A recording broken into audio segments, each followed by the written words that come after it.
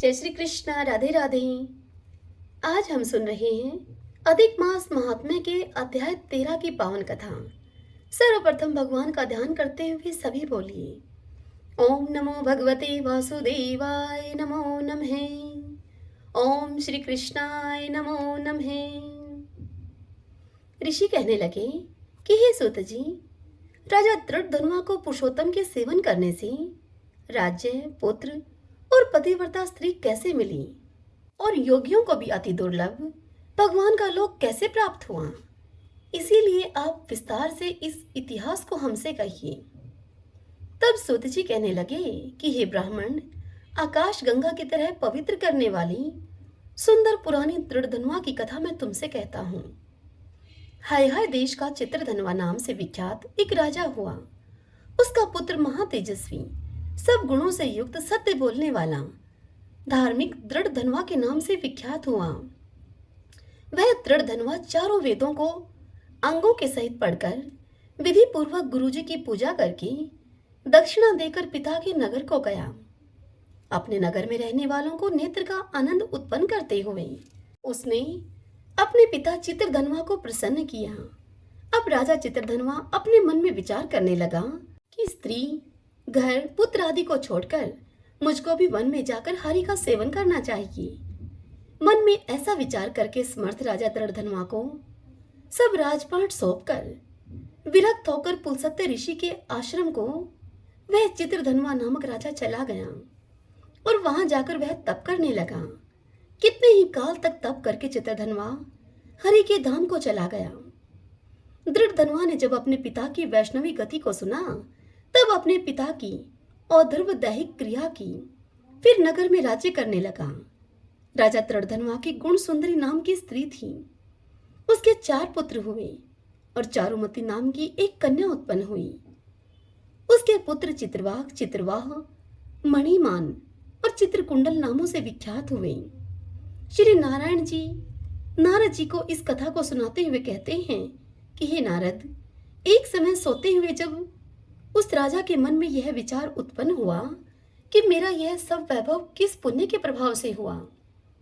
न मैंने कोई तप किया, न मैंने कोई दान ही किया, न कुछ हवन किया। अपने इस भाग्य का कारण मैं किससे पूछूं?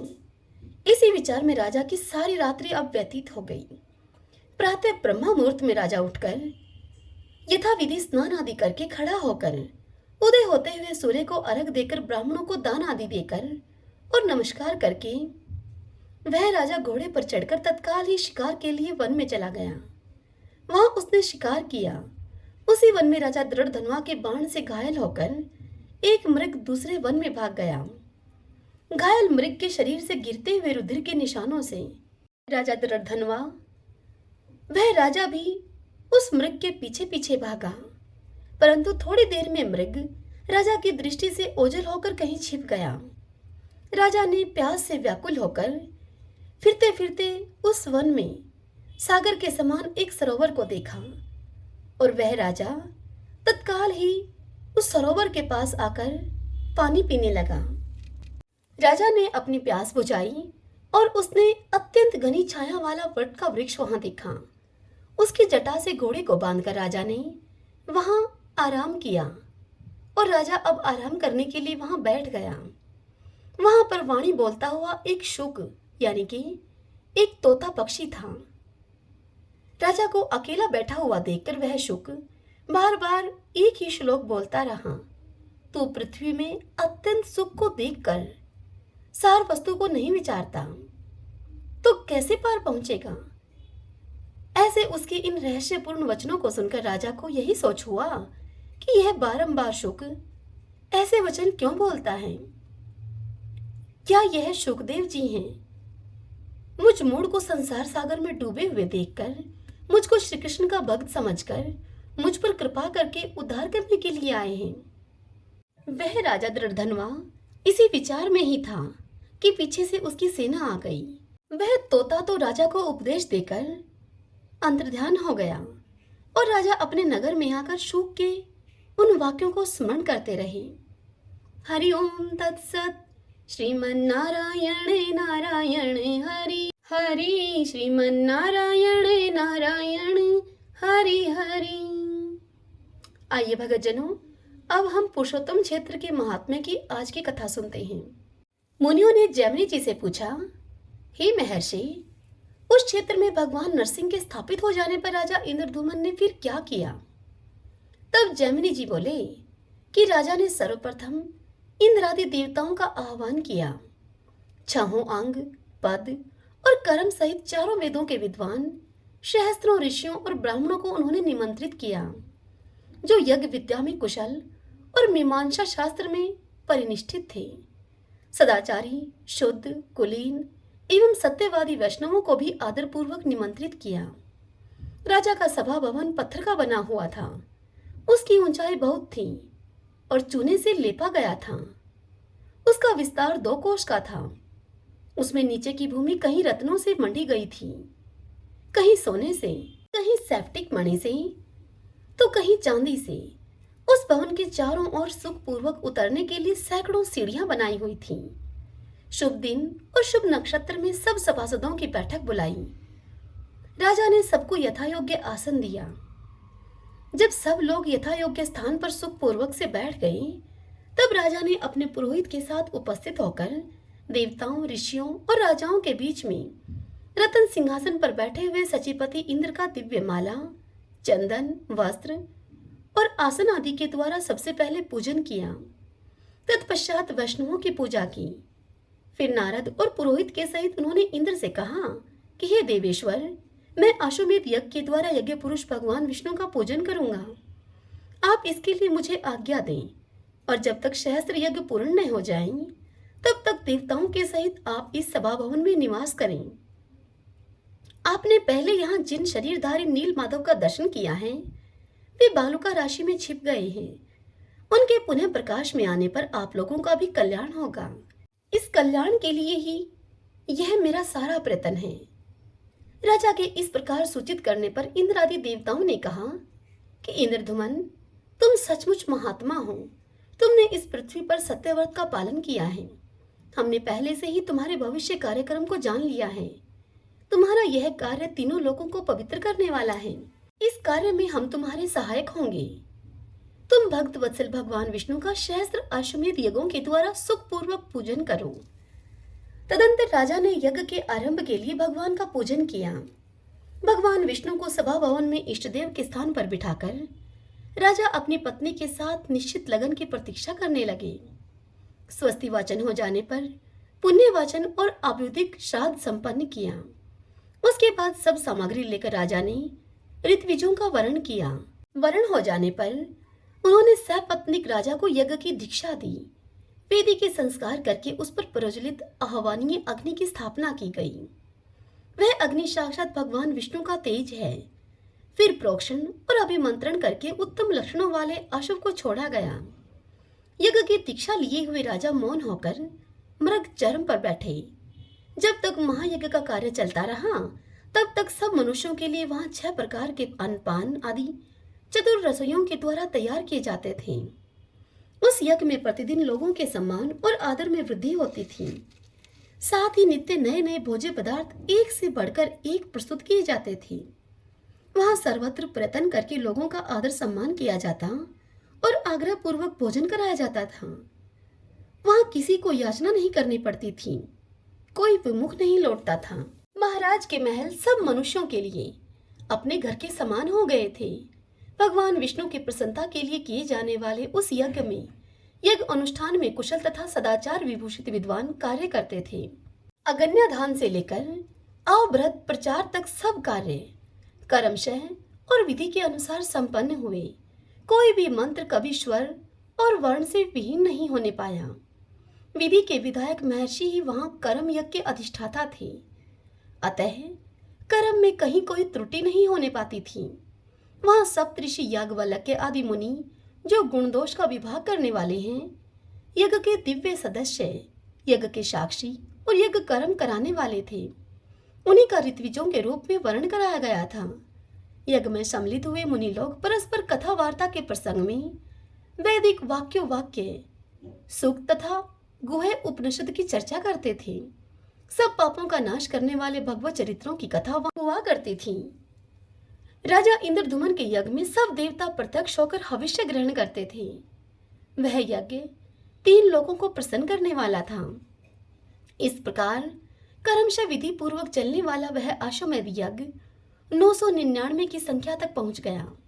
अंतिम यज्ञ होने लगा तब राजा इंद्रद्युम्न प्रतिदिन दिव्य अवस्था को प्राप्त होने लगे। सोमरस निकालने के दिन से 7 दिन के बाद जो रात्रि आई, उसके चौथे पहर में राजा इंद्रद्युम्न ने अविनाशी भगवान विष्णु का ध्यान किया। उस ध्यान में उन्होंने शैफ्टिक मणि में श्वेत द्वीप को प्रत्यक्ष हुआ सा देखा। उसके चारों ओर क्षीर समुद्र लहरा रहा था। उस श्वेत द्वीप के मध्य भाग में दिव्य मणियों का बना हुआ एक उत्तम मंडप दिखाई दिया। उसके भीतर प्रकाशमान रतन सिंहासन सुशोभित था। उस रतन सिंहासन पर मध्य भाग में शंख चक्र गदाधारी भगवान विष्णु का दर्शन हुआ उनको। उनके श्री अंगों की कांति नील मेघ के समान श्याम थी। वे वनमाला से विभूषित थे। उनके दाहिने भाग में हिमालय के सदृश गौर तथा कोटि चंद्रमाओं के समान कांतिमान धरणीधर अनंत विराजमान थे, जो फण रूपी मुकुट का विस्तार करके सुंदर छत्र के आकार में परिणित हो गए थे। उनका स्वरूप बड़ा ही मनोहर था। उनके कानों में 2 रत्नमय कुंडल झिलमिला रहे थे। शरीर पर सुंदर नील वस्त्र शोभायमान था। भगवान के वाम भाग में शुभ लक्षणों से संपन्न भगवती लक्ष्मी विराजमान थी। उनके हाथों में वर और अभय की मुद्रा तथा कमल सुशोभित थे। उनके शरीर की कांति कुमकुम के समान थी।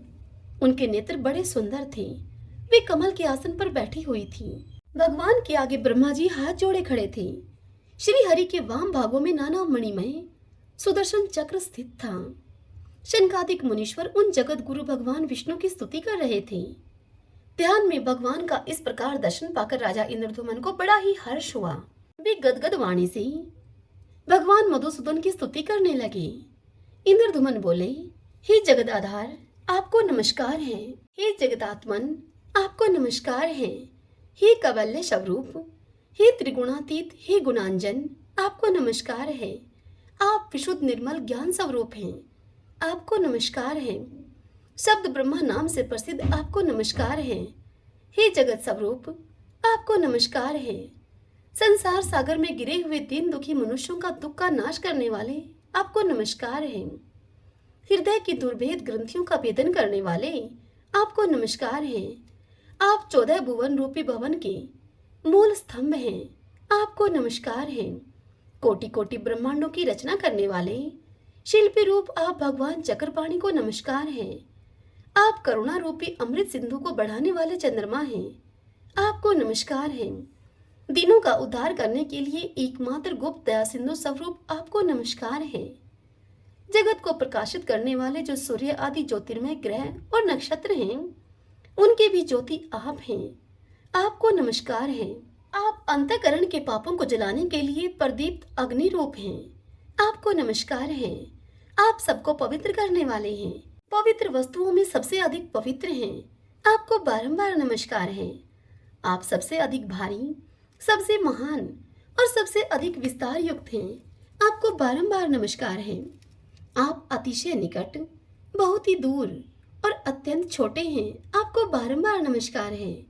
हे नारायण, आप सबसे श्रेष्ठ और परम पवित्र हैं, आपको नमस्कार है। हे जगन्नाथ, मेरी रक्षा कीजिए। हे दीनबंधो, आपको नमस्कार है। हे प्रभु, आपको सुखदायिनी नौका के रूप में पाकर मैं भवसागर के पार हो गया हूँ। हे रमानाथ, आपका दर्शन होने से मेरे सब कलेश दूर हो गए हैं। आप सच्चिदानंद स्वरूप हैं, आपको प्राप्त हुए मनुष्यों के दुखों का सर्वथा नाश हो जाता है। इस प्रकार ध्यान में स्थित हुए राजा इंद्रद्युम्न ने जगदीश्वर भगवान विष्णु की यों स्तुति करके उनको प्रणाम किया। फिर ध्यान के अंत में राजा को अपने आप का भान हुआ। वे राजा सोचने लगे कि यहाँ पर भगवान विष्णु कैसे स्वयं मेरे प्रत्यक्ष होंगे। इस चिंता से उनका मन व्याकुल हो उठा। उन्होंने नारद जी से सब बातें कही। तब नारद जी ने आश्वासन देते हुए उनसे कहा कि हे राजन, अब तुम्हारा शोक समाप्त हो गया है। इस यज्ञ के अंत में भगवान तुम्हें यहाँ प्रत्यक्ष दर्शन देंगे। ये सब बातें तुम किसी अन्य के आगे प्रकाशित न करना। हरि ओम तत्सत। श्रीमन्नारायण नारायण हरि हरि, भजमन नारायण नारायण हरि हरि। श्री कृष्ण गोविंद हरि मुरारी, हे नाथ नारायण वासुदेव। श्री कृष्ण गोविंद हरि मुरारी, हे नाथ नारायण वासुदेव। श्री कृष्ण गोविंद हरि मुरारी, हे नाथ नारायण वासुदेव। सभी बोलिए विष्णु भगवान की जय। ओम नमो भगवते वासुदेवाय नमो नमः।